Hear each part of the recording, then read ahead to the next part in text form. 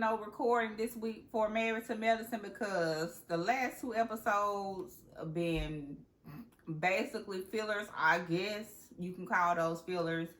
And then this episode didn't get started until the end. Episode 8 was basically Toya having a baby shower for her new bag or Birkin or whatever bag it was that she paid $20,000-$30,000 for, if not more than that. But she was side-eyeing or looking crazy when Phaedra asked her to give $2,500 to Kira for Kira. So, okay, I ain't got too much to say about Toya and having a baby shower or whatever for her bag when she couldn't even give $2,500 or was looking sideways when Phaedra asked her to give $2,500 to the Kira for Kira Foundation. So we ain't gonna even get there no energy because Toya don't know how to read the room. Then episode 9 was basically them talking about or the start of the trip and everybody getting ready for the trip. And then the little stuff that we do have to talk about in episode 10. Child, let's go ahead and get into it. Okay, Marissa Nelson, season 11, episode 10. So the little competition that they had, Team Shark, Team Goldfish, it was cute or whatever. But let's go ahead and get to the meat potatoes of this episode, which was Quad, drunk, and practically or basically triggering her own self because obviously it's some things that her and Gregory still needs to unpack or deal with or whatever, or some feelings or something that they need to deal with or whatever, because this episode was only showing how Quad still got or still is harboring feelings for whatever reason about whatever they're about against Gregory. You could tell she was drunk. She was, well, I ain't gonna say she was drunk, but she was a little bit lit, okay? You can tell she was lit because she was doing too much talking. When Quad gets to talking and running that mouth and constantly going overboard with the dramatics of saying what she gotta say, you can tell she got a little bit of liquor in her system, right? But I can give Gregory this. He was not doing anything. He was sitting back there minding his own business. Him and Sweet Tea, they didn't say nothing to Quad. They did nothing to Quad. Quad started this. And then she wanted to sit up here talking about she didn't start it. You started it, ma'am. You got the thing started. You did.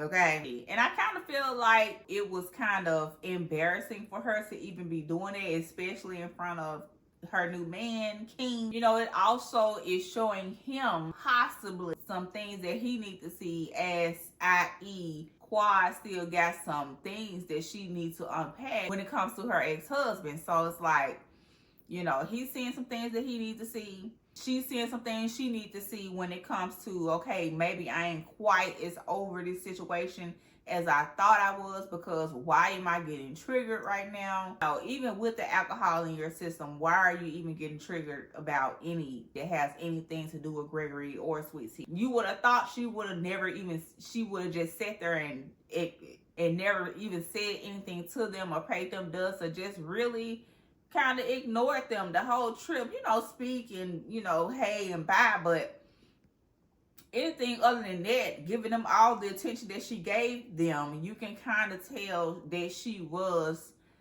trying to antagonize them in a little bit. And it worked. It definitely worked, because next thing you know, Sweet Tea getting yelled at by Gregory. And he talking to her all loud and repeating himself. And I'm like, ooh.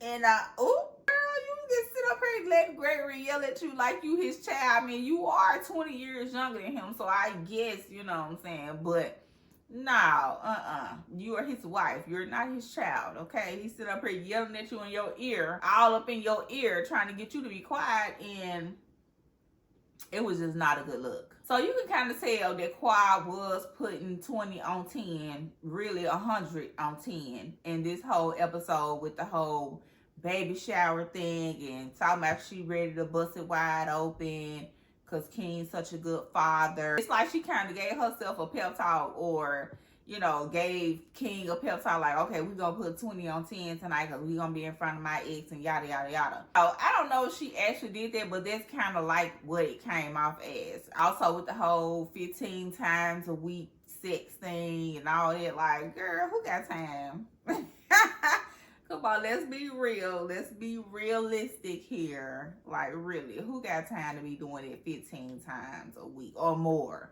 She said that's the minimum. Okay, girl. And not to say that her and King ain't getting in 15 times a week. I can see it happening, but it's like, you can tell she was still putting extra on it because Gregory was there. It was funny and cringe all at the same damn time. Gregory just could not take no more. Okay, he was done.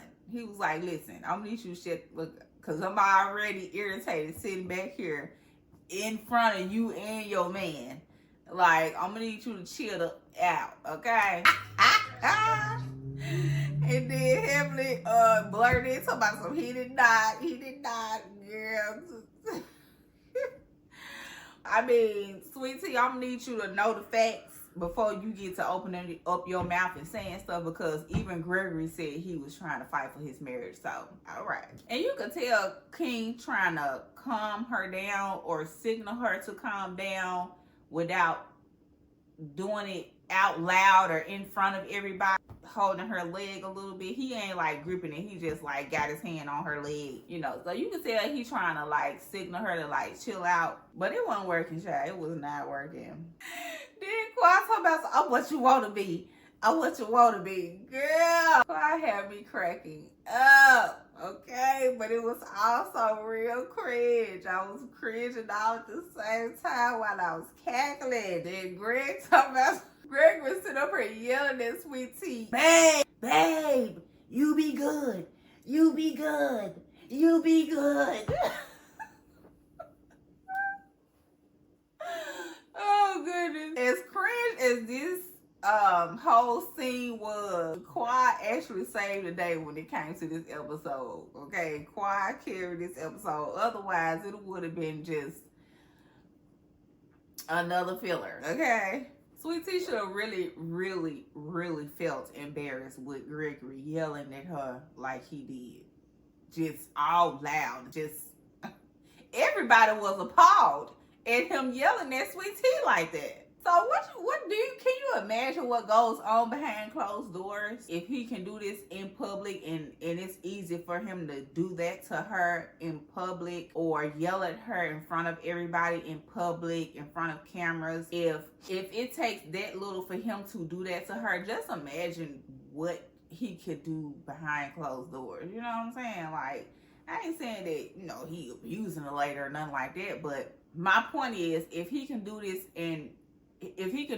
to her in public, just imagine what he could possibly do behind closed doors, or what he has done, okay, according to Quad. And you can also tell King trying to keep his cool, but he really look like he don't play. And he really look like he don't play when it comes to other men either, especially with that little scene that they showed, a little snippet they showed of next week's episode of him running towards Gregory and Gregory running away from his ass. Child was hollering in here looking at that. I looked at that scene alone of the little snippet probably about 5 times, okay? Loud. Baby, Quad be killing me with the theatrics. She be killing me. I said I'm gonna trade that motherfucker in to be Mrs. King.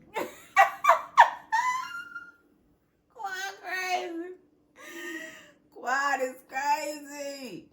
What part of America is that baby from? Texas, bitch.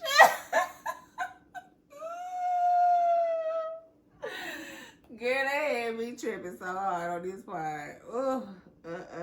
And he telling her to come out like he about to go whoop her.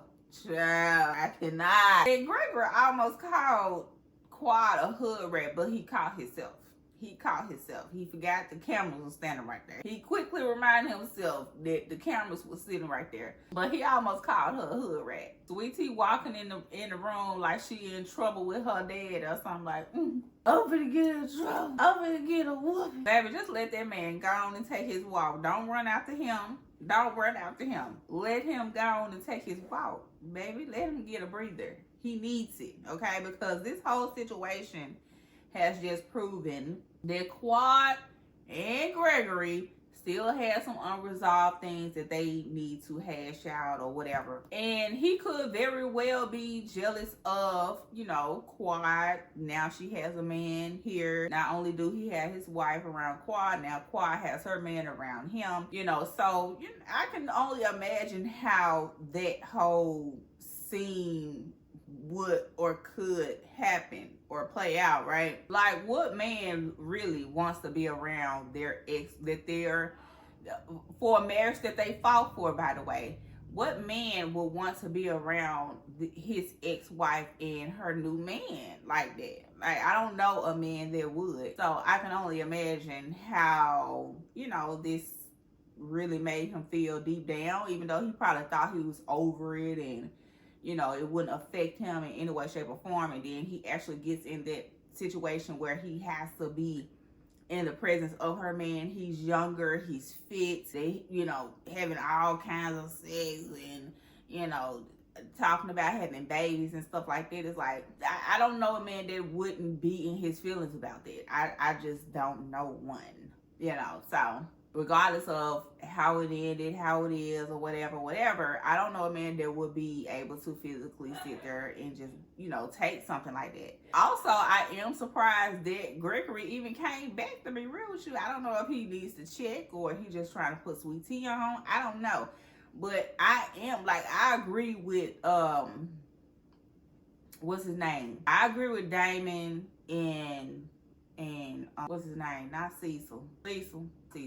What's Jackie's husband name? And Jackie's husband, that I don't even know why he even came back to the season. If I was him, I wouldn't have never came back. Like, what am I doing here? You know what I'm saying? Like, I get it though, but at the same time, I don't. I wouldn't have came back. I mean, unless he needed the money to come back.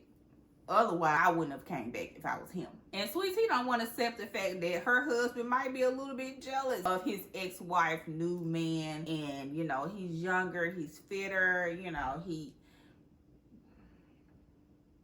look good. So it's like, she don't want to accept the fact that he could be a little jealous about that. And running after him and calling after him and comes to calling his phone and he sent her the voicemail and all this stuff. Like, girl, this man just yelled at you in front of the whole entire group. All right? Leave him alone. I wouldn't be looking for his ass for nothing if he done yelled at me in front of everybody. All right? But anyway, that was it, y'all. I did the best I could with the little we had to go with, to go off of. All right? Y'all make sure y'all like, comment, and subscribe to the channel. I'm finna go get in this bed. And I will talk to you all on the next video. Bye!